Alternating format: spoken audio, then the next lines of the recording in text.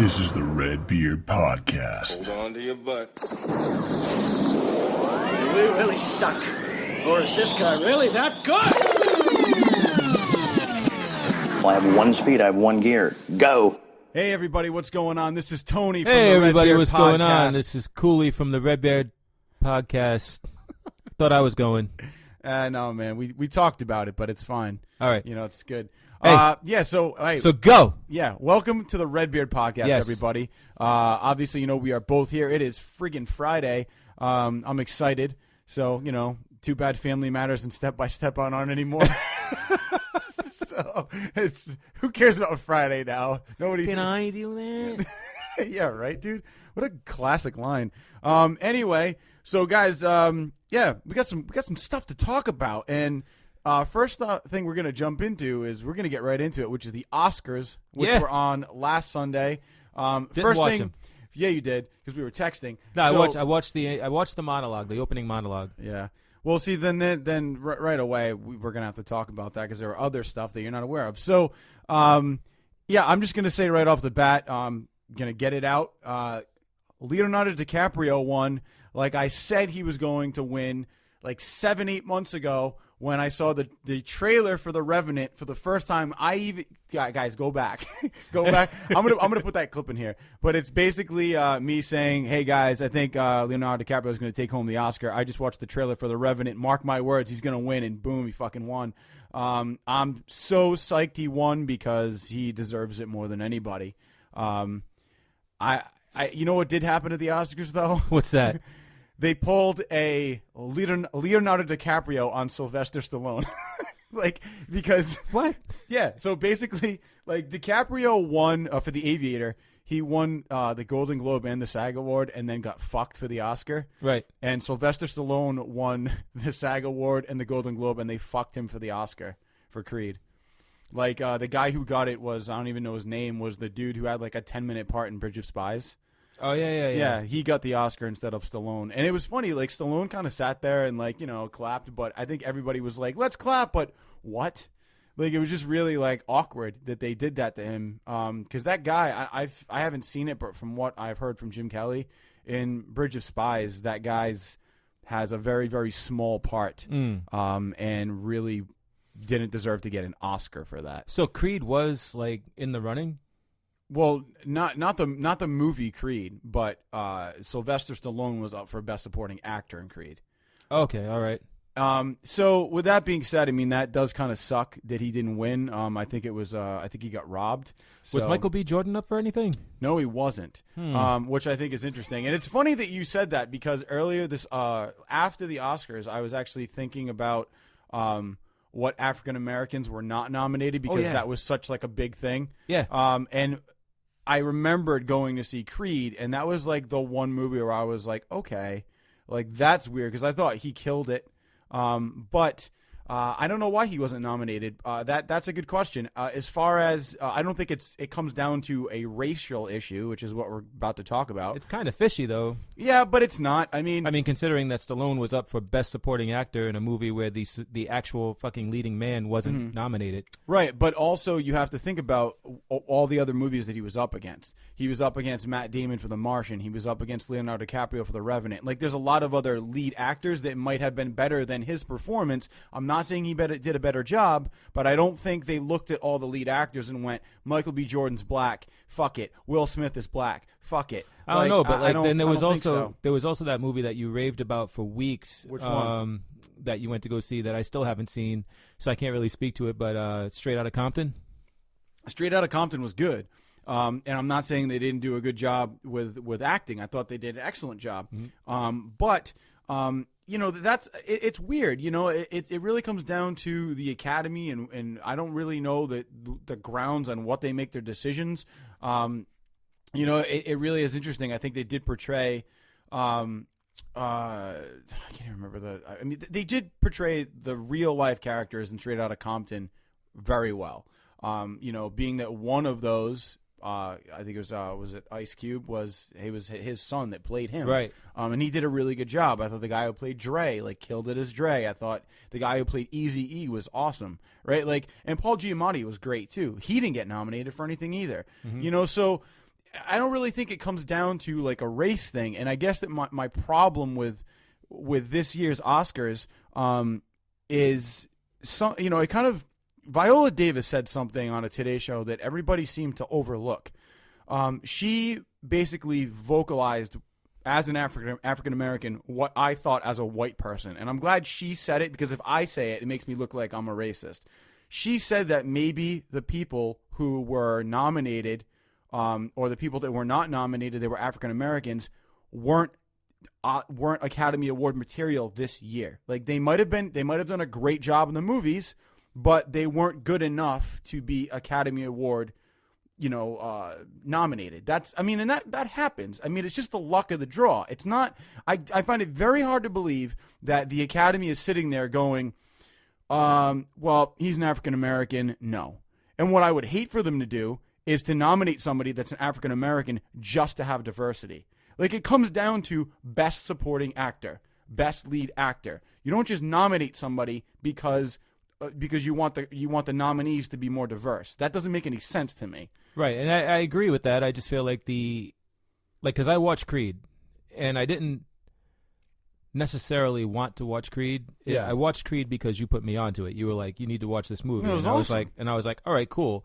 And it was awesome, and Michael B. Jordan fucking killed that shit. He did. I felt for that kid. You know what I mean? And the whole reason for why he does what he does, the fact that he's just trying to prove that he's not a mistake, and like the whole concept behind the movie and the way that he sold it was phenomenal. And for anybody to say that that's not Oscar worthy, right, or worthy of Oscar consideration, right? Like, whether or not he wins is one thing. The fact that he's not nominated is something completely different. Right. No, I agree with you. I mean, Creed is one movie that I can definitely stand with you on and say that I agree that he should have been nominated. I'm not saying I definitely found that a little surprising, and like, it's weird because when I was actually like this year before the Oscars came on and that this whole like racial thing came out, I was like, well, what movie? Like, I was really trying to rack my brain, and I didn't think of Creed until like after the Oscars were over, and I'm like, oh yeah, that's weird.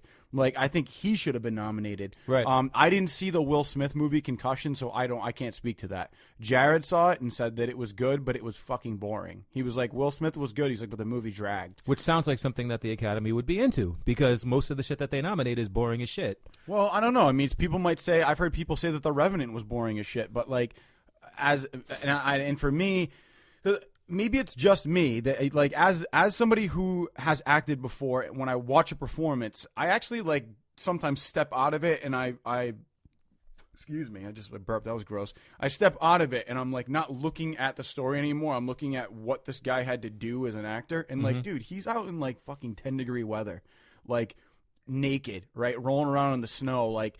That's challenging, like, for somebody to do. I don't care who you are. I mean, right. Like, you walk outside right now and you're without a jacket on, you're going to be freezing your ass off. Never mind, let's do this for 17 takes. Yeah, but did Christian Bale like win anything for The Mechanic? I mean, like, right, but The Mechanic, I mean, it was an okay movie. Like, I liked it because Bale was in it, and like physically he went to some like extents, but it was also, that's what I'm saying. Like, yeah, I'm just kind of riding on what you just said. But also that was like an independent like thing. I don't think it was really it wasn't like a blockbuster movie, which is why I don't think it got nominated. I mean, that was kind of like an under the radar movie that people like it. It was supposed to come out in theaters and then it didn't, and so you know what I mean. It was really weird. Like I like was seeking that movie out. Like I had to actually like go to a store and like they had to like order it in. It was really weird. I couldn't get it, and that was back when there was like a movie store still open.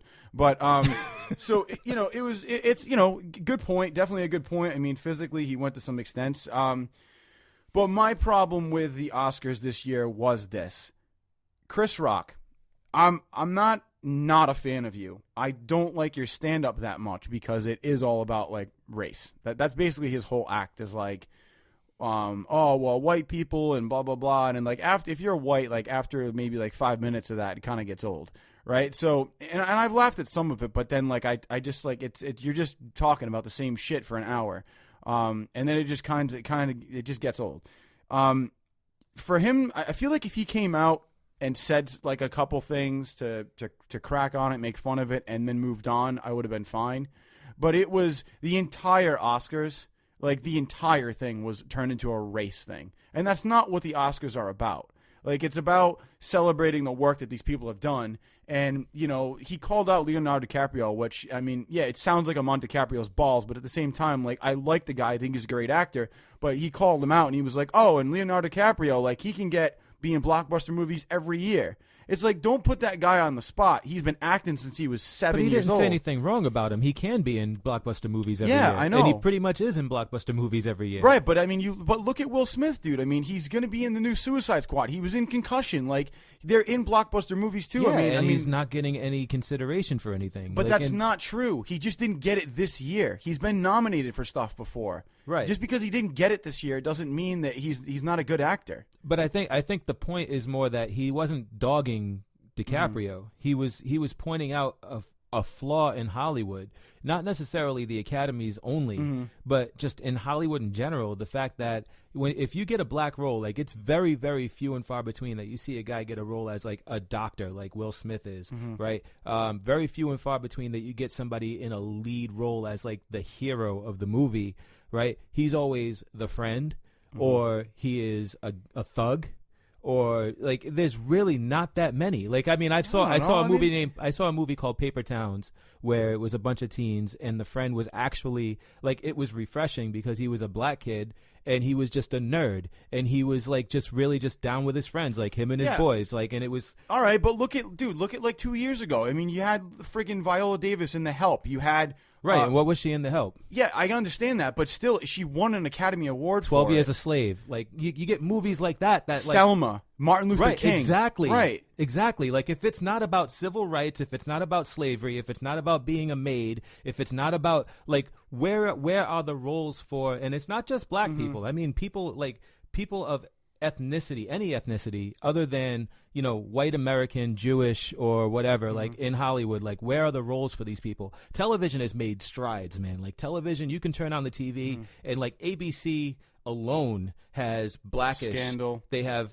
Scandal. They have Blackish. They have Fresh Off the Boat. You've got the Yeah, Goldbergs. but then you're going to talk about Scandal and say she's the president's mistress. I mean, like, Yeah, and there you go. But Like, she's also a very she's successful woman. Right, right. And Right.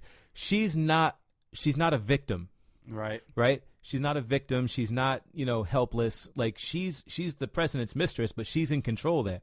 Right? Like, I haven't even seen the show, and I know this, like, because I've seen, like, you know, scenes and skits and What about Jamie whatnot. Foxx and Django? Right. Like, you know what I'm saying, though? And that was nominated. He was nominated. But, like, I mean, the fact that we can only cherry pick and pluck these one-off movies every couple of years, right, is really weird to me.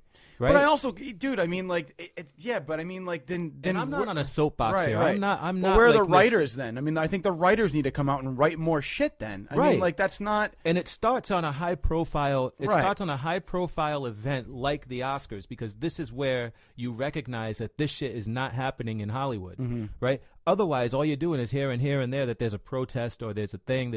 This is national television, right? So for Chris Rock to get up there and point out, hey, Leonardo DiCaprio's in a movie every single year or every other year even, right, where he's like in a blockbuster, right? You got, who else did he mention? There was another one where he was like, this guy's in a blockbuster every year. Like, and, you know, he pointed out a couple of people. It wasn't just Leonardo DiCaprio. Oh, no, I'm not saying it was just right? him. I'm just using that as an example. That's the one that I remember here as the first one, I think he said. Right. To me, like, like Chris Rock's humor is not always all about race. It's all about politics. And race happens to play a lot into politics.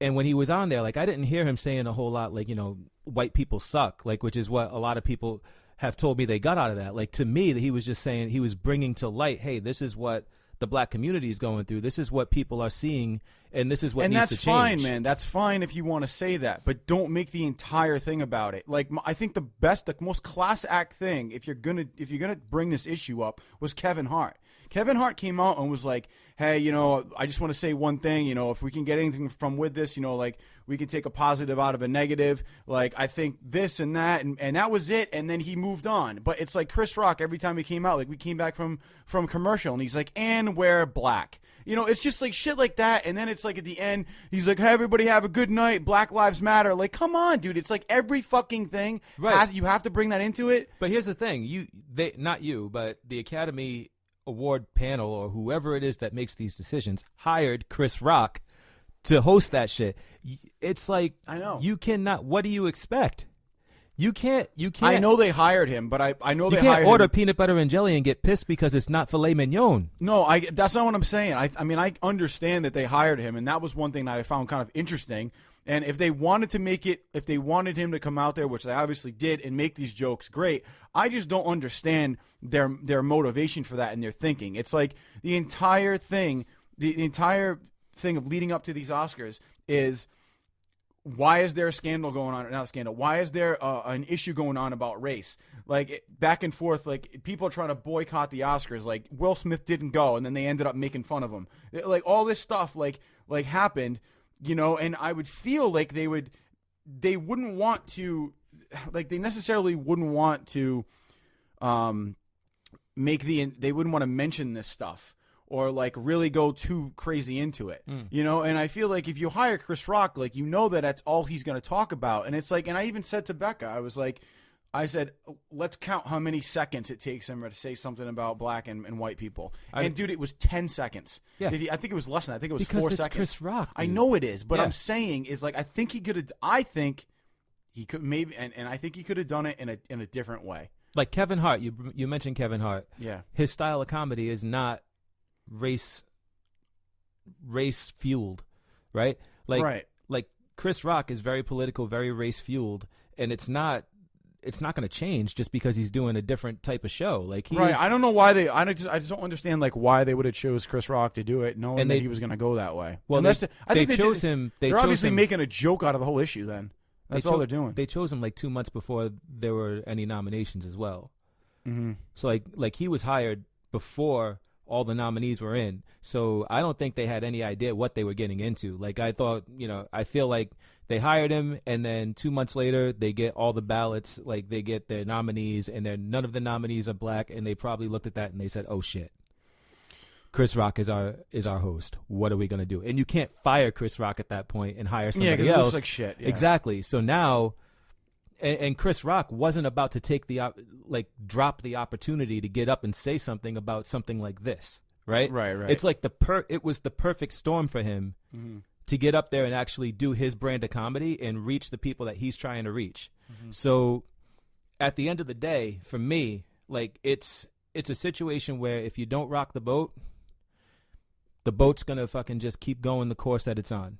Right. One of the if things that boat starts to sway and rock, now all of a sudden you got to start changing course. You got to start looking at where you're heading, and now you start making changes. Right. So like I think this was a good thing. While at the same time, sure, he could have been more professional, but you know what? He's Chris Rock, and to me, like, you can't expect more from somebody than what they've shown you in the past. Right. I get that. Like I said, but in my opinion, I think he could have gone about it with a little bit more professionalism. That's all. I think he crossed the line a couple times to the point where it was just getting redundant for me. You know, like, all right, we get it. Let's move on. Like, let's talk. You know what I mean? It was just getting annoying. I also feel like you being a non-fan of Chris Rock, right? Not that you hate him, yeah, but you you're know not. But you know what's funny? It's like, I didn't actually start thinking about, like, because I've watched him on Louis. I've watched him since he hasn't done comedy in a while. Right. You know, so I've seen him in other things, and I like the guy. But I didn't like his comedy, and then when he got up there, it was just a reminder of why I didn't like his comedy. You know, Yeah. And I mean, but then you have other people who bring up, who make fun of other things in a different way, which I thought were funny. Like Louis C.K. came out, and he goes, he's like, yeah, so I'm presenting the award for best short documentary film. He's like, which is actually my favorite award. He's like, because these people, he's like, are not. He's like, you know, you guys. He's like, if you guys lose, he's like, you know, you're still winners. He's like, you know, you go home millionaires. He's like, you know, these people, he's like, are making a short documentary film. He goes, they're not making any money off this. He goes, so whoever wins this award, he goes, you know, they're taking home. He goes, this Oscar's going home in a Honda Civic. Yeah. Then he's like, you know, he goes, you know, this award is going to give them anxiety by being on a shelf in their shitty apartment. Right. Like, you know, like, he made fun of it, but made it funny. You know, and it was just like, I was like, I get that, but I just feel like, and that was it. And then it was like, let's go on to the next award, you know? So, but it was just like, every time Chris came out, it was like, wait for it. Okay, a black joke. Okay. No, so, but I mean, if you're I'm gonna go here.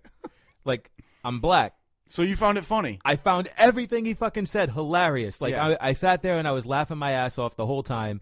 And again, like, I cannot stress this enough. I did not hear one thing that was like negative or derogatory against white people. It was just putting a light on the struggle. You know what I mean? Like, it was basically a whole skit about the struggle is real. Like, it's not bullshit, right? Like, the whole concept of Oscars so white, like, that starts somewhere. It may not start at the Oscars. It may not be the Academy that does it. It may be just the fact that there's just not enough roles for people in Hollywood, right?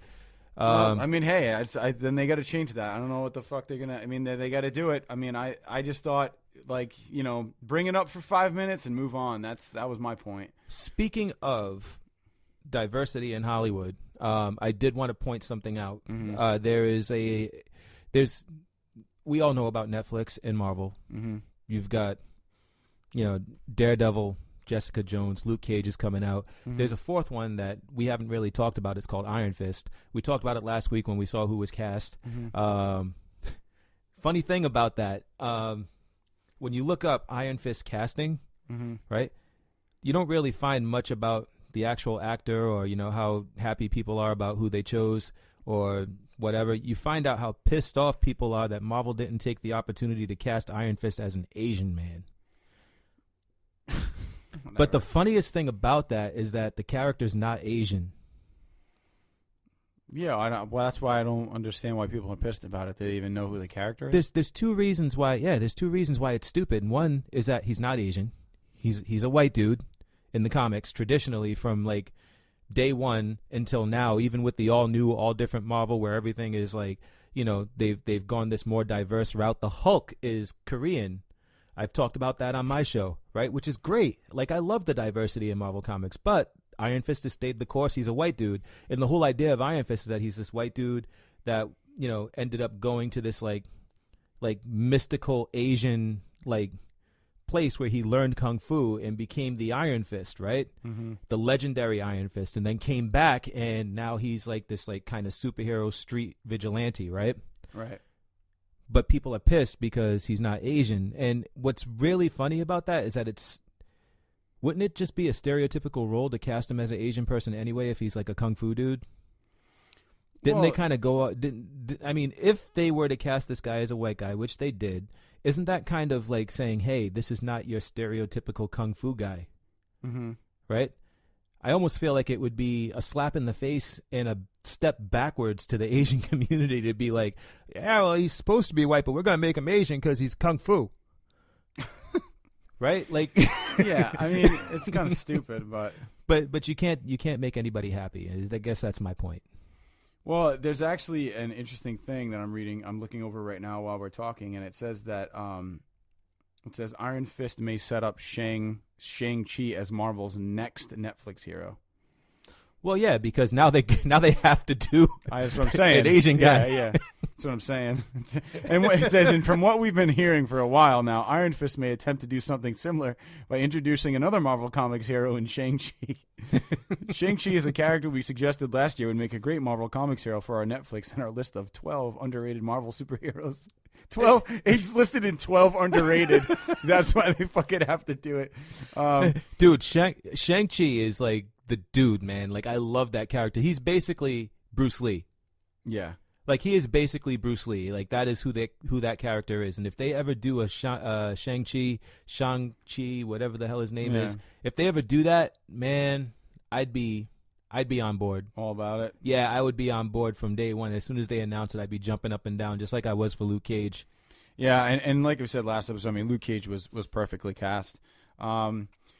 But I wanted to talk about something else too. Now that we're talking about martial arts, for those of you who are not aware, and I'm sure that everybody is, if you're in the gaming world, or if you listen to RedBeard podcast, yeah. So this past week, Monday, they released the MKXL, which is Mortal Kombat Extra Large, which actually released Kombat Pack 2. So with all of these cool characters they released, Bo Rai Cho, Alien, Leatherface, and Triborg, they're also who all came with their own fatalities and brutalities as any character would. They also released 3 new stage fatalities. One is the Cove. There's also I mean, if you just look up stage fatalities on YouTube, you'll get to see them. But they brought back the Pit, which was a long-awaited stage that we've been waiting for NetherRealm Studios to bring back into the game, and it's just they did such a good job with it. And if you look closely at the end of the Pit fatality, there are heads and laying on the ground and kind of that have been impaled, and they're the heads of the creators and stuff like that. So interesting enough. They did a great job with that. I love how goofy their faces are too. Like they make them look stupid. Yeah, like all 2D'd out and dumb. Yeah, and like one's tongue is sticking out like all weird, and like their eyes are all googly, and like it's perfect. It's really weird. It's just like the old school. It's like Mortal Kombat 2 bad. Yeah. You know what I mean? Like on purpose. Toasty! Yeah, that's awesome. So, and Cooley, I mean, we looked over these fatalities and the stage fatalities and the new characters before we started talking today. What was your impression about all this stuff? I thought the shit was awesome, except there was just one that I didn't like too much, and that was the Triborg one where they like it's the meat patty or the meat block. Yeah, it's a little dumb. And then like it spits out like the character in a cube. It was just really silly, and like I guess like if you're a Mortal Kombat fan, like they've always had something like that was silly from somebody, and I guess that's the one. But I never really got into the silly ones. I always liked the really like violent and crazy ones like babalities and all that shit. Like I never cared about those. Never even learned them. It's funny that when you said that, like when I first saw that fatality, when they crushed him, I was like, cool. And then they spit out the meat cube, and I was like, oh, that's dumb. Yeah. Like I don't understand why they went in that direction. It kind of reminds me of like the Looney Tunes guy with that like Western guy comes out in like a hay block. Yeah. I don't know if you remember that, but that's kind of what I thought of, and I didn't get it. It was kind of like, friendship. Like, we're like, and I don't know why Shao Kahn sounds like he ate something tasty. But it was just like friendship, and you see Cyrax like doing like the hands to the knees. It's like, like dumb, even the animalities are really stupid. But the animalities I kind of dug because I like stupid shit like people morphing into other shit and like Manimal and fucking shit like that. That was and then it was the the elusive nudality, which was not real. It was supposed to be like Sonya Blade like takes her top off, and like I can't tell you how many I must have spent an hour one day doing this retarded long combo of keys and combinations that somebody told me was the nudality, and it was completely bullshit. Yo, that shit is funny though, man. That always made me laugh. Like when there was something like that, like a nudality or like the code to play Tomb Raider nude. Yeah. Like I was like, why? Yeah, it's like they're polygons, and back then they were awful. Yeah, but like, everything was awful. Like everything. But when you're playing a video game like that, and like those are the only graphics that and you have nothing 2016 wise to compare it to, you're like, this is real. I mean, I suppose back then there was like, there wasn't even really an internet, so to speak. Yeah, and the princess from Mario was so hot. Yeah, I guess you really didn't have much else to look. But it never really intrigued me. It was like they're fucking like graphic blocks, I don't know. Like for me, I was like, holy shit! If this is actually true, like this is cool. Like I want to see Sonya Blade's tits. Like even though they're gonna look like shit back then looked like Minecraft. Yeah, you know what I mean? Yeah, exactly. Like, so that's a good point. But either way, it looks like a boob. Getting off topic. So, but with Mortal Kombat XL, they did a really good job with it. I'm as they would. And the good thing about NetherRealm Studios is they are continually planning to release new brutalities and even more stage fatalities. They're talking about characters. And I've been hearing characters as well. They want to bring oh god, who was it? There's a character that they wanted to bring back. I forgot exactly who it was, but they definitely want to bring back some characters. So hopefully down the road, Kintaro. That'd be fucking awesome. I used to love Kintaro. It was cool. I definitely think that there's some more stuff to come. They've been with Mortal Kombat X. They have been doing what I was hoping they would have done when Mortal Kombat 9 came out, because it was hooked up to Xbox Live, and I thought we were going to be able to download new stuff. And when we did get new characters, but they weren't great.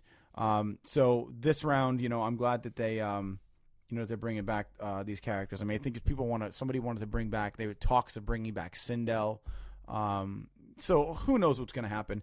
But I'm sure that whatever they do, it'll be great. Other than that, I do want to talk about the new Ghostbusters trailer because that's something that definitely needs to be talked about. Yeah, man, that shit was awesome. Yeah, I mean, I know that I'm hating on everything today, but whatever. I mean, this is why was it awesome? Talk about that. Well, I'm not. I was kidding. No. Like I thought it was good. Yeah, okay. I thought it was good. I didn't think it was awesome, but I thought it was good. I mean, like it didn't like sing to me. Like I wasn't like, oh, that shit's gonna be great. Yeah. But I was like, it can hold its own. It can actually be a cool movie. Like I love the cast. I mean, like I don't know why everybody's so fucking up in arms about it being women or whatever, but fuck it. I think they're a really cool cast. I love the people that are in it. Melissa McCarthy, I think, is really fucking funny. Yeah. I really like Kristen Wiig.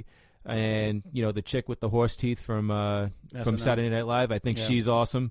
I don't really know the other two. I don't think I know the other two. The black girl? Yeah, the black girl. SNL? I know she's from forgot her SNL, name. but she's only on there she's not on there all the time unless she is now. She's becoming a more Regular cast member. Yeah, like she was the one who was in that skit. She worked in the cell phone store. Yeah, I remember her from that, and she was great in that. Yeah. I mean, I think she does a lot of stuff on Weekend Update. Like, yeah, that's what. Yeah, they're all good. I mean, I think it's a good cast, a good solid cast, and it's going to be funny. Mm-hmm. I think it's going to stand on its own as its own version of Ghostbusters. We had the conversation earlier as to whether or not it was a reboot or if it was a continuation. I mean, I don't know. I'm still kind of up in the air. I know, they're kind of replaying parts from the old movie, but they did the same thing with The Force Unleashed.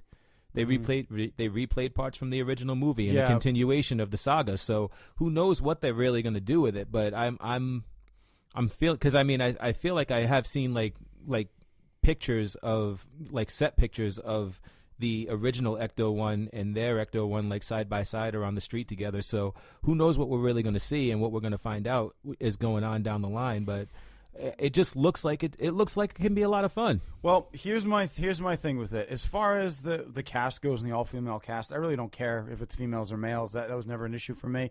And I'm not going to take away from the You're fact sexist. No, I'm not. I don't have a problem with them at all. I mean, if it's going to be 4 girls, that's definitely a cool concept. However, let it be known right now, Cooley's saying it, Tony hates women. Yeah. So listen up, Becca. So we're not kidding.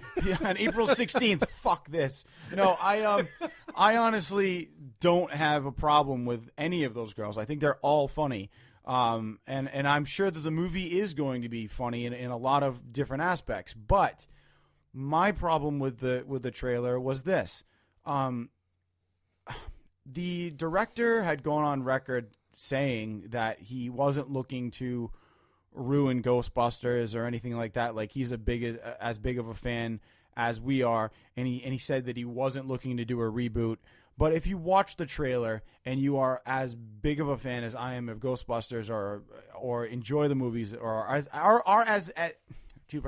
as familiar with them as I am, the opening scene in the trailer is Kristen Wiig in a library where she basically says the exact same thing that Dan Aykroyd says. And then it throws up on her instead of yelling. And then you got Melissa McCarthy basically trying to be like the Egon that's not actually, that wouldn't be, I don't know what character she's supposed to be playing, but it's obviously the African American girl. I can't remember her name. She's obviously supposed to be like the Ernie Hudson character. I think Kristen Wiig is supposed to be like Bill Murray, and the girl who's really good at physics in that, or whatever. I'm not sure. I mean, they definitely have different talents than the original guys had. But my point is that it's the same building that they used in the first movie where the Ghostbusters, their firehouse was. Same exact building in Manhattan. They pull up in a car that is a hearse, which is what the original Ecto was made out of. I mean, they basically dress it up very similarly. They basically state that, like, there's a lot of paranormal stuff going on in the city, and now it's our job to go out there and do that. Well, if the Ghostbusters, if it is a continuation, then they would obviously know that there are the Ghostbusters who started this. Like, it wouldn't be a surprise for them to be like, oh, we have to go out there and do this. Well, no, the Ghostbusters are already doing that. Well, so maybe it's the like, Ghostbusters are retired, though. Even if they are, though, then that should be addressed, and they should be. Why are they in the same firehouse? We're in a trailer, though. Like, it's a trailer, No, dude. I know, so, but what like, we don't know if it is addressed or not. I know, but what I'm saying is from the trailer. That's all that I'm getting. I don't. Right. I know that, but I mean, that's what I'm getting. It doesn't. I guess what I was expecting was a continuation, like something after the second movie, and it just seems like they're doing the entire first movie all over again. That's the only thing I was kind of like, oh, well, that's not what I thought was going on, but who knows? I mean, like, maybe the movie's going to be really good. Like, I still have to go see it first, and I'm gonna go check it out, but I don't know. It just, for me, it's one of those things where I just, and we agreed on this earlier, I just feel like Hollywood needs to be more original instead of trying to do things over and over again. And I think that just hits like a soft spot with me. Like, I don't like that they did Karate Kid over again and it was stupid, and I don't like that they're touching Ghostbusters. Like, why do they have to fuck with it? It was fine the way that it was. Like, just do things that you haven't done before. Like everything that I saw when I came out, when I was growing up, everything that I saw when I was growing up that came out was original concepts, like Ghostbusters, like Beetlejuice, what you were talking about earlier. You know, like Jaws, like all this stuff, The Fly, Aliens, Predator. Like, these are all movies that were original concepts, and Hollywood isn't doing this anymore. You know, and I know a lot of things have already been done, but that's bullshit. Like, there's always new stories you can tell. Yeah, you know? I mean, honestly, even if they retold a story with a different concept and format, it's still original. Like, and because that's all we're doing with everything. I mean, basically, like, we're retelling like the Greek classics and the Roman classics. You know what I mean? Like, on a daily basis, like, we're seeing that shit told over and over and over again. So there's really, I mean, you're right. There really is no original concept, but there's original spins that you can put on it and tell your own version of the story, using your own characters, using your own ideas, using your own visuals. Jupiter Ascending, is that the name of it? The one with I know what you're talking about. Yeah, with Mila Kunis. Yeah. I mean, you get a movie like that, which is like completely original, and it was pretty dope, like from beginning to end. And it gets fucking torn apart by people because I don't know what people are expecting or looking for. I mean, like, people put their heart and soul into creating these things, and you finally get an original concept that's like actually telling you a really cool story, and it's like, you know, nobody wants to hear it, nobody wants to see it. Yeah, I mean, I can agree with that because I feel like a lot of people have soft spots for these movies, you know. And I feel like that they are better left alone, you know. Like, I don't really feel like Ghostbusters needed to be touched. I feel like Hollywood is doing things just because they know it's going to get asses in the seats. You know, if we slap Ghostbusters with that symbol on a new movie, people are going to come out and see it, you know. And you brought up something interesting earlier. You're like, I don't think kids today would, you know, like these movies because they want to see like the new stuff. And it's like, yeah, I get that, but I also disagree because, you know, my buddy Don, who I'm sure everybody who listens to this knows by now, teaches a sci-fi class in high school, and he brings in all these old movies like The Fly, Jaws, Aliens, Predator. What the fuck else are we talking about? Like, you know, he brings in these movies and they all love them. Right, but think about this too. That's a classroom situation. That's a classroom setting. Kids are in there. They gotta be in there. Right. Teacher brings in a movie, plays it, and you're gonna watch a movie for class instead of actually like do other shit. I'd watch it. You have to watch it from beginning to end. But if I'm sitting here at my house and I'm trying to play a movie for a kid, I lose their attention. The movie loses their attention because it doesn't have the same special effects, the same action. Even the action scenes are less in the older movies because you didn't require as much because anything that was action, like even the smallest amount of action, was action for us because it's more than what we see in real life. But now in this day and age where you have bombings and you have, everybody's like, so in touch with like, what the military's doing. Yeah, it's got to be over the top. Right. And the kids it loses the kids' attention. But if you're and I thought about this after you said that earlier, if you're in class, you're not going to go anywhere else anyway. Like, it's not like you can just be like, oh, screw this, I'm going to go and play, Destiny on Xbox. Well, I know right? I know what you're saying, but I also feel like, if you like, I have younger cousins who I've recommended movies to, and they were like, oh, I've never seen that. I'm like, oh, you got to check it out. Like, it's a classic. And they've actually gone home and, like, checked it out, and they're like, yeah, that movie is pretty fucking good, actually. Like, I'd never heard of it before, like, Paul Liotta, who we both know, he had never seen The Lost Boys. I was like, yo, man, you should go home and check out The Lost Boys. And he, like, went home and, like, Netflixed it and, like, watched it. And he texted me after. He's like, yo, that movie was fucking awesome, dude. He's also not 12, though. No, I know. Well, yeah, if you're talking about the age range, yeah, that's definitely. what I'm talking. I know what we're talking about, but that was just, like, an example of, like, somebody who hadn't seen an older movie. But younger kids, like, my cousins were at the time, were, like, 12, 13. And I had recommended movies. One of them was Beetlejuice. I was like, yeah, check it out. Like, the guy who played Batman was Beetlejuice, and they watched it. Like, yeah, it was really different, but it was cool. Like it was old school, but they liked the story. I don't know. I mean, we'll see what happens. I mean, like even the original Star Wars. I mean, it's magical for some kids, and some kids it's just like boring. What's this fucking thing that I'm watching that doesn't have any like cool effects? Like, and it does. Like, to us, it had amazing effects because there was nothing like it before. Yeah, it came out. But now, like, you got to look at the shit like the Star Wars that's in the theaters now. Like, I mean, it's hard to go. It's hard to go back and look at stuff and when you're comparing it to today. But I think when you do that, it's more about the storyline. Exactly. That they have to pay attention to. Yeah, so I mean, I don't know. I mean, we'll see what happens with Ghostbusters when it comes out. A couple of things. I mean, this is something that we were blown away when we saw it, and that was the last episode of The Walking Dead. Oh yeah. I mean, Walking Dead's back, guys. I mean, it is back, and it is coming back strong. There's a lot of people out there that are actually I've seen posts already that are like, I don't like where The Walking Dead's going. Well, then you're fucking brain dead. Yeah. Like, what I mean? Like, this is the best season yet. No, like every single episode I end up saying like this was the best episode. Yeah. I've seen. Was awesome. Yeah. I'm waiting for Negan, dude. I just can't wait to see this fucking guy. Dude, like I'm telling you. He's like you got a heart on over here. Yeah, no, like my eyes are like rolling in the back of my head. I'm fucking, my toes are curling. It's this is an episode, this past episode, as a reader of the books, the comics, from the middle of the episode, I want to say, like the point where he says to Rick, your world's about to get a whole lot bigger. Panel for panel.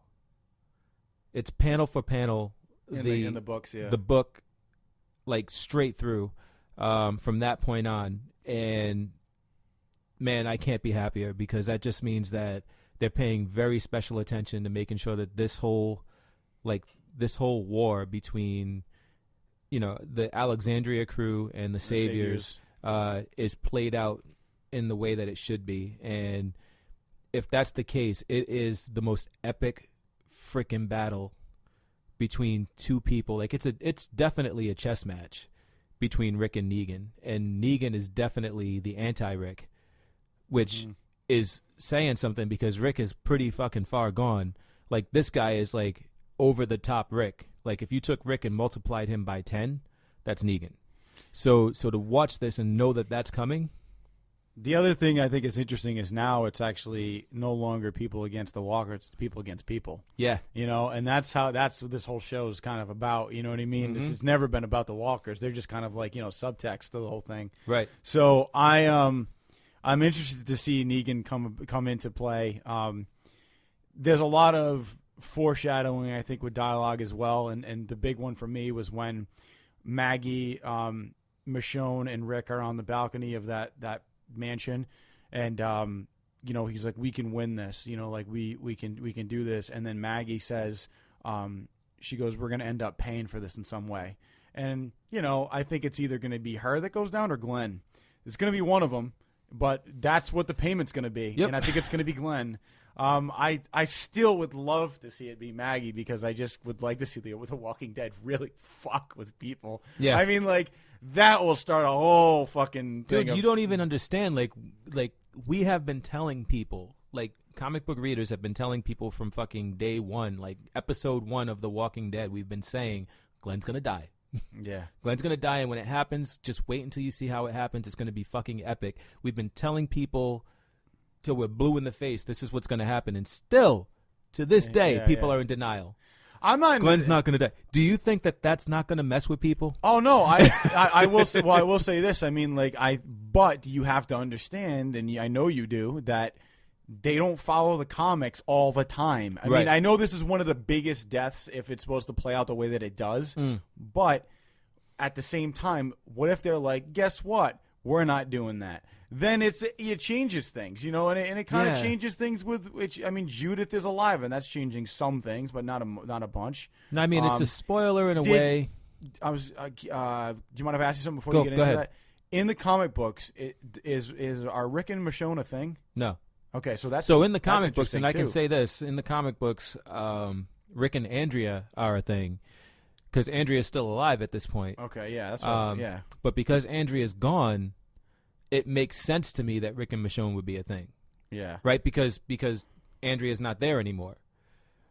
And Maggie is with Glenn, so like Michonne and Rick are like kind of the most compatible out of the group because she's crazy. I gotta say, He's man, crazy. like when that shit happened, I just didn't believe it.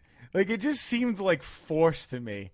Like Rick is like, well, fuck it. You know what I mean? Like, and they kind of like gave you some foreshadowing too, when which I thought was a dream sequence at the beginning when like she's in the bathrobe, and then I was like, oh wait, this is happening. Like, and then they have a picture of Carl with like, I guess like they have like Polaroids. That wasn't a dream sequence. No, I know it it wasn't. That's what I'm saying. Yeah. I thought it was. I was like, oh, that's because they also didn't tell you. Oh, this is 2 months later. Yeah, exactly. I was like, okay, that's weird. But so that was kind of like, oh, there's something going on there. And then when they were sitting on the couch together talking about like their days, I'm like, oh shit, here we go. But I was like, all right, I don't know. For me, it just didn't like. I didn't really believe it, but I didn't really have a choice. I mean, it was just like, okay, well, this is a thing now. Well, you weren't alone because, the reaction from the rest of the group when they saw him on the stairs, that was pretty epic. Yeah, that was pretty funny, yeah. I like how he's like, Carl, I wanted to tell you, but it literally happened last night. Yeah. I was like, okay. So who knows? I mean, we'll see what happens with that. I mean, that could be some epic shit, and that brings in another layer of dimension because now it's a relationship and they got to look out for each other even more. So, yeah, I mean that was kind of cool though. I loved when Abraham asked Glenn, when you were pouring the Bisquick, were you planning on making pancakes? Yeah, you said that was like your favorite line ever. Yeah, greatest line ever on a television show, man. Yeah. But yeah, it's not a spoiler that Glenn's gonna die. I mean, I don't feel like I'm spoiling that because it's already been spoiled to death. Yeah. Everybody knows it. There's no, I mean, you can't keep a lid on that shit any longer.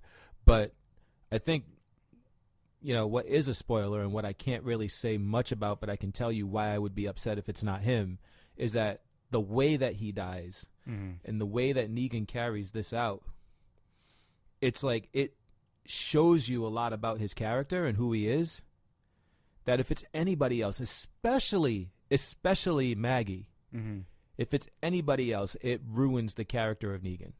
Yeah. So you have to just keep that in mind. Just keep in mind that Glenn is the only one that makes sense for him to kill. Or Daryl. Daryl is the only I was going going to say, yeah, what about Daryl? Yeah, because Daryl's the one who took a missile to his crew. Yeah, Daryl's the only other one that it makes sense for him to kill. So Daryl or Glenn. And Daryl kind of didn't pop into my mind because he's not in the comics at all. He's not a comic book character. I would be very surprised if they took out Daryl as opposed to Glenn. Because Daryl's like a fan favorite. But, right. I mean, I don't think Walking Dead really gives a shit. But I guarantee you if they pulled Daryl, you'd lose a lot of viewers. and I think that's why they won't do it. But people have already been kind of like used to Glenn almost getting his fucking head knocked off. Well, that's the thing is like you've got they Glenn play with him so much. You've got Glenn to a point where he's already survived so much, and he's also like grown as like this wise and caring like character that is like the heart and soul of the team. And when anybody gets to the point where they're the heart and soul of the team, they get axed. Yeah. So hey, man, we'll see. I'm looking forward to it. As soon as somebody softens up, man, it's it. They're done. I'm looking. I just want to see Negan, dude. But I think it's going to be probably the last episode of the season. They can't. They're not going to do it sooner than that. Yeah, I mean the war starts this week, so in 2 days. So we'll see what happens. I can't wait. But I want to get into our segment, scenes that are stupid. So Scenes that are stupid. It's about to get all stupid up in here! what do you got? For me, and I'm going to keep going back to this because there's a plethora of stupid shit that happens in this movie. Going back to Man of Steel. Man of Steel, man. Man of Steel again. There's a scene where Zod's ship shows up to the planet Earth, and he's sending out this broadcast, and it's like, you are not alone. And it's like in all these different languages and all that. And when he arrives, Clark's at his farm drinking a brew, watching the football game, which I think they're supposed to be trying to show you that he's like, a cool guy. He's just one of the dudes, right? Mm-hmm. Which, I mean, as far as I know, I never saw like Superman drink a beer or anything, so whatever. Anyway, they're making him for a new generation. So he's drinking a brew. I'm like, I buy that. I'm like, okay, cool.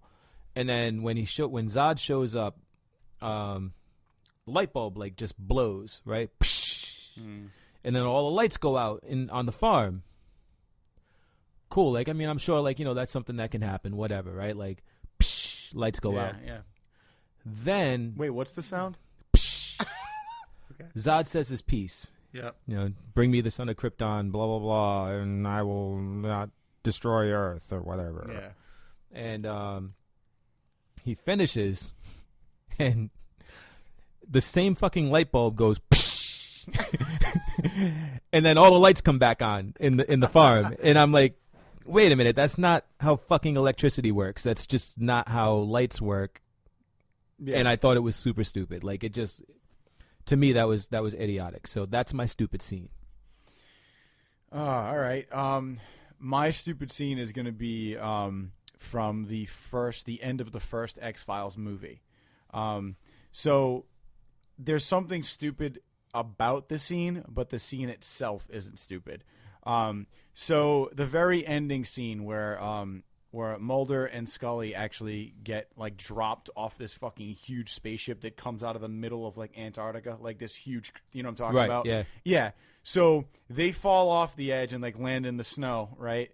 And then the crater like takes off, and Mulder is like Scully, look, and she's just like and like kind of passes out. Like, for me, like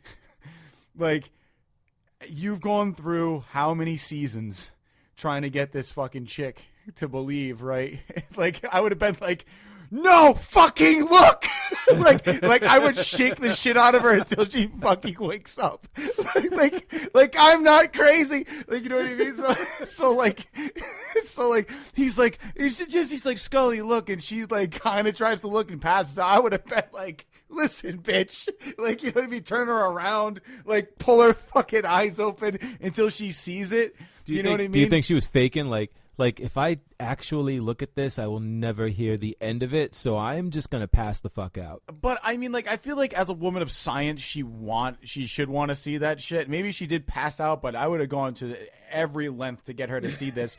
And then, and they never explain, like, did she, like, wake up? Because they obviously got out of there somehow. Did she wake up and see the huge fucking crater that was there? You know what I mean? Like, was it weird that she just like lost time for like all this time? Was it from a bee sting? I remember it being from a bee sting. That's how it started, yeah. And then it was like, and then she ended up Yeah, she got bit, and then she ended up like passing out, and I forgot exactly what happened, but she ended up in that spaceship, and then he basically like rescues her. But like, there's a point where like she's kind of coherent but incoherent. Like she throws up all that shit. Like he carries her out of the spaceship. Like she obviously had to be aware of it in some regards that she's being carried out of some weird place. Like, you know what I mean? But you know, this last season of the X-Files, she still is like, I don't know, you know, blah, blah, blah, blah. But, like, I mean, she's kind of on the fence about it still, you know, until she finds out that her, like, DNA has been somewhat compromised. So, I don't know. I mean, that was my scene that was kind of stupid. I'm always like, no, man, like, come on. Like, try to wake her up. Like, she's got to see this. Well, you know, that's two good ones. Yeah, so that's that. Other than that, I got nothing else to talk about, man. Are you good? Yeah. Oh, I'm good too then. So, oh no, one other thing. If you guys haven't seen The Night Before with Seth Rogen, I saw that the other day with Jim, and it was fucking awesome. How was Anthony Mackie in that shit? He was great. Yeah. Anthony Mackie was great. What's his face? Joseph Gordon-Levitt was good, and Seth Rogen was good. And Seth Rogen always does a really good job of really knowing how to play him being like on some sort of substance. Like in this movie, he's on everything from like X to mushrooms to like a retarded amount of weed. Like you just gotta like his trip on mushrooms is so fucking funny. Jim and I were like crying laughing when this bar scene. It's perfect. And the girl, I forgot her name, but she's in Masters of Sex. She is just like so hot. But anyway, she's in it too, and does a really good job. So either way, check it out, guys. That's the only new movie I've seen in a couple weeks. Also, to come on RedBeard Podcast, we are going to be bringing you guys video podcasts in the future. We don't have a certain date set yet, but they are coming. We did release somewhat of a video podcast last week that was a partner to our audio podcast. So you can see that on our website, redbeardpodcast.com. Hit us up on Twitter as usual, RedBeard Podcast, and we'll see you guys next Friday. Peace. Later.